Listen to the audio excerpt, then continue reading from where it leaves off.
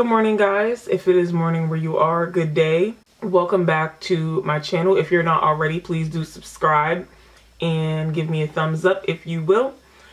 Alright, so today's video is, you can see by the title, it's an array of things. So hopping right into it. I just finished watching the second season of 13 Reasons Why. It's a show based on suicide, sexual harassment, bullying, addiction, all types of stuff. It's based in high school, and these are things that are happening like in real life, things that happen all the time that, you know, it's a really sore subject because people don't, it's like politics, you know, people don't discuss it, like religion. If you haven't seen this show already, I don't want to spoil it for you, but if you don't want to know, then I don't know what to tell you.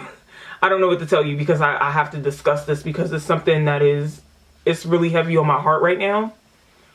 On the second to last, okay, phone is on vibrate, so no more distractions, hopefully. Alright, so if you haven't seen the second to last episode, it basically shows Tyler. The scene is Tyler, he's being assaulted by Montgomery, and Montgomery, he's on the baseball team with Bryce. Bryce is the popular rich one, and Montgomery is one of Bryce's friends who protects him against basically going to jail. But Montgomery doesn't come from the same background as Bryce, you know. He doesn't have like the rich family and lawyers and whatnot. So he tries to please Bryce all the time. And Montgomery did end up going to jail, and after everything's said and done, Bryce is on probation and he doesn't really want anything to do with Montgomery. So Montgomery's feeling like, wow, my family doesn't give a shit. You know, you ruined baseball for me. He's feeling this way towards Tyler.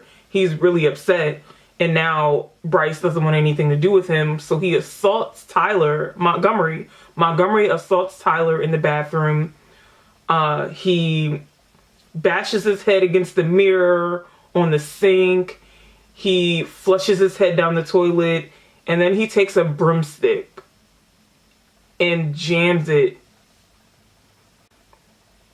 I don't even know what to say. But that scene triggers something for me. And then at the end of the episode, it showed Tyler armed up. You know, there was a school dance happening on a Saturday night, and Tyler, he was literally armored up to basically shoot the school up, like just kill everybody. He was on a mission, and he had it in his head that nobody understood him, no one cared, and that's just what he was ready to do. It's like he thought about it in his head, and the way that he thought about it, it basically made sense to him. And that's where it ended up at, without saying too much. I just want to touch down on bullying because bullying is a serious thing, and it wasn't until that episode that I realized, you know, if that show could make me feel something, just imagine how it could make somebody else feel. Whether you bullied somebody or you were bullied before. Me personally, I was bullied when I was in elementary school. Not so much middle school or high school, but in elementary school, I was never like physically assaulted or anything, but it was more like mentally. Girls would it's always like a group of girls. Girls would gang up on me, and I can't remember what they said. All I can remember is their faces, and that they made me feel like I wasn't really welcomed. I remember getting into an altercation actually one time. I was in art class, and it was over like some cheerleading pin, and all I remember is I was being held back, and this girl slapped me in the face. And this was one of the girls that did not like me. I never told my parents about it or anything. Like this was all throughout elementary school. These girls were just rude. They were you know, they said mean things, they ganged up on me, like they would find me in the lunchroom and then they would just like say mean things just to like make themselves seems like bigger, badder. So basically these girls they were just mean. They said a lot of rude things to make me feel bad about myself, about my weight, about like how tall I am, just things that took me a really, really long time to actually accept. And it took me a really, really long time to be comfortable in my own skin and to be comfortable with my personality. Like it confused me mentally growing up, because even though these girls didn't matter, when a group of people have an opinion and those are the people you see every day, their energy starts to reflect upon you. So it took a really long time for me to accept that, you know, the love that I have for myself. I didn't tell my parents or anyone that I was growing up with that, you know, this was happening, because I wasn't aware that, you know, people could get in trouble for things like that. Like I just wasn't aware, like someone's talking about me. Like I didn't know how like my parents or anyone would really like receive that information. So I pretty much kept quiet, and it was like a battle that I was just dealing with, and it was constant. It was like a constant like struggle that I was dealing with. Another thing I wanted to touch base on is suicide. Suicide is a subject that is very dear to my heart. You know, it really took me a long time to be comfortable in front of the camera, and I never thought that I'd actually sit down and be talking to you guys about this. A couple years ago, 4 years ago, all right, so a couple years ago, in 2014, one of my brother's close friends committed suicide. I didn't understand it at the time, and you know, my brother really wasn't talking to him at the moment, or previous to that, like they were in some type of fight, and my brother ended up taking it really hard, and 2.5 weeks later, my brother killed himself. And to this day, I think that is the hardest thing that I ever had to deal with in life. You know, it really made everything else seem so small. No matter how hard you try to be there for people, sometimes, you know, you aren't enough. So they take matters into their own hands. And that's why it's really important for me to really be kind to people these days. Like sometimes I don't want to say suck it up and be nice, but it's really important to live in love.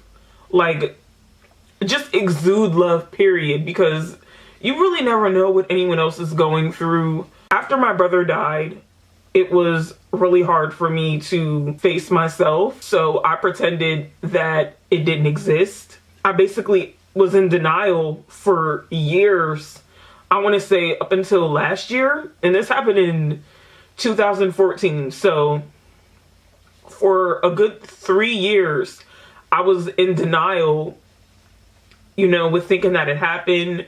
I tried to brush it off like it didn't bother me. Like I had to be so strong. It was really hard. Me and my brother used to hang out all of the time. Like I don't remember not ever, like I could go anywhere and I'm like, hey, do you want to go here? We're going here. Like I was not used to being by myself. Like my brother he was a soulmate to me, because it's like we understood each other. We fought like hell, but you know, at the end of the day, that was my brother. So after, you know, he's gone, it was really hard for me to live with myself. I had a really hard time going out in public by myself. And that's when I discovered that I had anxiety. I don't really have anxiety like right now. I had a really good experience with God, and religion is how I cope with pretty much life, which ain't no shame in my game. You know, I'm down with Jesus. You know, religion is how I cope with things, but previous to then, I was having anxiety attacks all the time. It was like I couldn't get out of my own head. I was always just so anxious and so paranoid. Like the situation caused me to kind of live out of myself. And then, you know, I applied for a job, and this was me still in denial about everything that happened, me like suppressing my feelings. And with me suppressing my feelings, you know, it caused me to react a certain way. So at this point I have 2 jobs. This is probably March. I want to say March of 2017, like February-ish. You know, I'm feeling like, you know, nobody can touch me. You know, I got 2 jobs and I'm not really worried about anything. And I had a really bad panic attack in front of one of my coworkers. And to this day, he still has like no idea what happened. It was a really scary experience for me, and it made me feel even more anxious with my job. Then I started having anxiety attacks before work, and then I just stopped showing up to work. Eventually I got fired, and then I had no job. The whole end of 2017, I had no job and nobody fucking knew.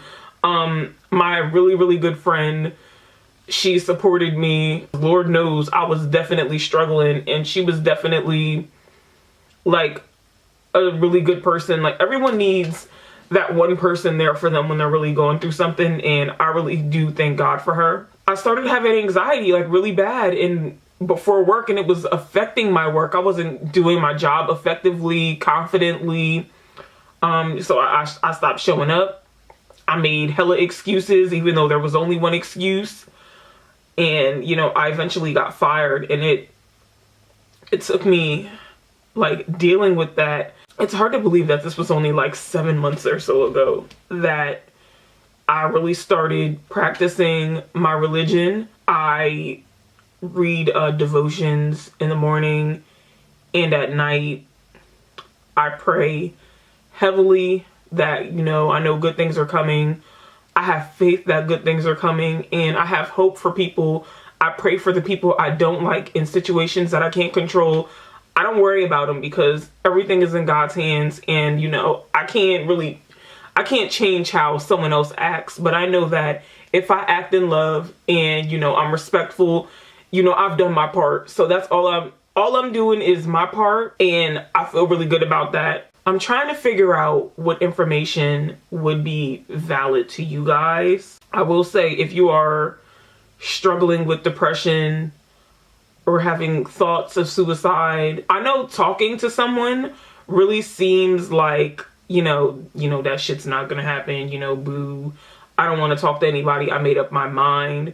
But at the end of the day, you can't change your life if you're not here. You can't make any decisions to better yourself if you're not here. Life goes on regardless. You know, I think about my brother and, you know, his friend, and life still goes on. You know, it's been years and life is still going on. And, you know, it was really hard for me to accept the fact. By the time that I realized that my brother was gone, it was 3 years later. So just imagine, you know, you're going through these things, and I feel for you. But if you are not present and you are not here to try to help yourself, you gotta want to help yourself. It starts inside. So that's something that was important for me to learn, because I wasn't sure if I really wanted to be here. I was feeling really alone. I felt like no one gave a shit. So basically I made up my mind that I didn't want to be here. I wanted to see my brother first, you know, before I did anything. And I went down there, and while I was talking to him, you know, I relaxed for a little bit, and then like the wind, it started blowing really hard, and, you know, I looked at the time, and there were 3 numbers. The time was 4:44 p.m. and I had a drink in my hand that had those same numbers on it. At that moment right there, I realized that I wasn't supposed to die like that. I think that was the moment. It was October 9th, 2017, and I will never forget. God was letting me know that he was still there. He's not present all the time. Like, not physically present, but he let me know through numbers that he was still there and that it was not my time. Even when I was so convinced that it was basically him saying that even though I felt in my heart like I couldn't take anymore, that he wouldn't give me more than I could handle. And that's when I realized I was stronger than I thought I was. Like, way stronger, and way stronger than a lot of people give me credit for. But I don't need the credit from people, because I got it from myself. So it was something that I had to go through, and as a person, it made me stronger. And I vowed that when the time came, I would share my experience and my raw thoughts so that people like me or that have been in situations like this could understand. You know, I felt like I didn't have enough money. You know, I didn't have enough time. You know, I felt like I wasn't gonna be anything. Even like, I don't know, it's anything negative that I could have thought I was thinking previous to then. And now I just feel so good. And I honestly just want you guys to know that, because depression is not easy. You know, a lot of people don't like to talk about it, and I understand why. You know, people really do hate to be vulnerable, and me as a Libra, that's something that we don't do. Like, I hate to like talk about like zodiacs right now, but me as a Libra, like, I like to be balanced and I like to bring harmony to things. So it's like when I'm tipped off a little bit, it's really hard for me to cope. I just want to let you guys know that you're not alone. And if prayer isn't your thing, I urge you to just explore different things that could, you know, stimulate your happiness. I need you to go talk to someone professionally if you do need that help. Do not be ashamed to need help. Help is not something to be ashamed for. Like, people, you have resources for that reason. Whether you realize it or not, you do have resources. If you feel like you couldn't go to your parents, because I didn't go to my parents are perfectly fine and alive. My grandparents are perfectly fine and alive. I got cousins, aunts, uncles, the whole shebang. I didn't go to anyone but God. So if you guys need a resource, there's a number below you can call. I'll put it on the screen. Listen, you want to get help for negative thoughts, because life isn't supposed to be bad. It's not. Life is not supposed to be bad. You are here on this earth to do a great thing. Period. I need for people to understand that for people with depression and anxiety, people who suffer with it, that there are real people going through real problems, and that it can get better. All they need is, you know, a little help and, you know, a little bit of love. And don't be afraid to show people that you love and care about them.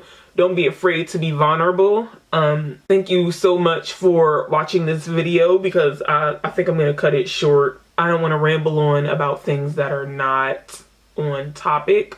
Just thank you for being here. And if you think that this video can help someone, share it with them, or you know someone who's going through anything, don't be afraid to talk to them. And that is all I have for you right now. Again, thank you guys for watching, and, you know, really understanding, because I'm right now, like, the video's not uploaded, but I'm really terrified to edit it, to like look back at the footage and then upload it. But I know it's something that needs to be done. So I just want to say thank you guys in advance. And yeah, that's about it. It's a beautiful day outside. I don't feel like going out there right now because we got bees and whatnot. But I might go out later and enjoy whatever is going on outdoors. And I'll see you guys in the next one.